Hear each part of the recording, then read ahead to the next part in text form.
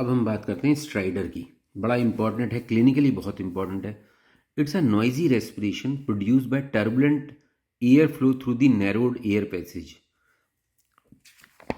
इस एयरवे की कहीं भी नैरोइंग हो जाए तो इस वजह से स्ट्राइडर आ सकता है। ठीक है बेटा, स्ट्राइडर इंस्पिरेटरी हो सकता है, एक्सपिरेटरी हो सकता है, बाईफेजिक हो सकता है।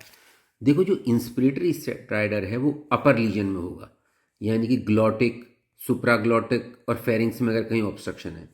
अगर ग्लॉटिक, सबग्लॉटिक और अपर ट्रेकिया में है तो बाईफेजिक, यानी कि इंस्पिरेशन में भी और एक्सपिरेशन में भी।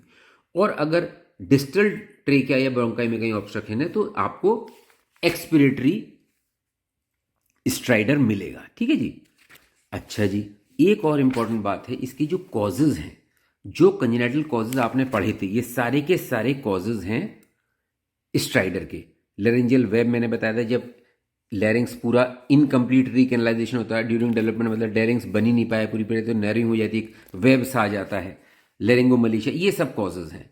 एक्वायर्ड में आपको ये देखना है कि पेशेंट को फीवर है या नहीं है। अगर पेशेंट को फीवर है तो आइटिस जितनी भी हैं या एप्सिस हैं वो सब पेल दीजिए।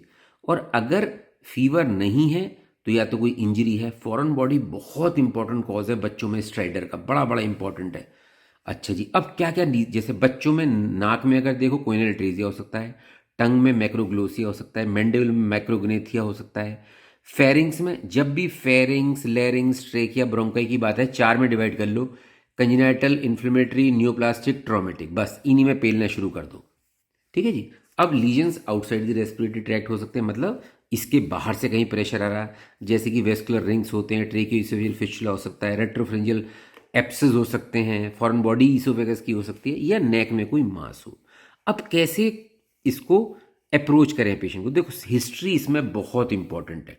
आप सबसे पहले देखिए टाइम ऑफ ऑनसेट क्या। अगर कोई बच्चा कहता है, कोई पेरेंट्स आते हैं कि इस बच्चे का एकदम ये होने लगा, तो मोस्ट प्रोबेबली वो फॉरेन बॉडी होगा शॉर्ट ड्यूरेशन पे, या इडीमा हो सकता है, या इन्फेक्शन हो सकता है।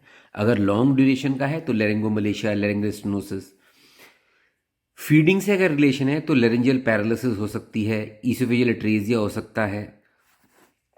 और टाइम ऑफ ऑनसेट से हम पता लगाते हैं कि वेदर ये कंजेनिटल है या एक्वायर्ड है। साइनोटिक स्पेल्स तो नहीं आ रहे पेशेंट को,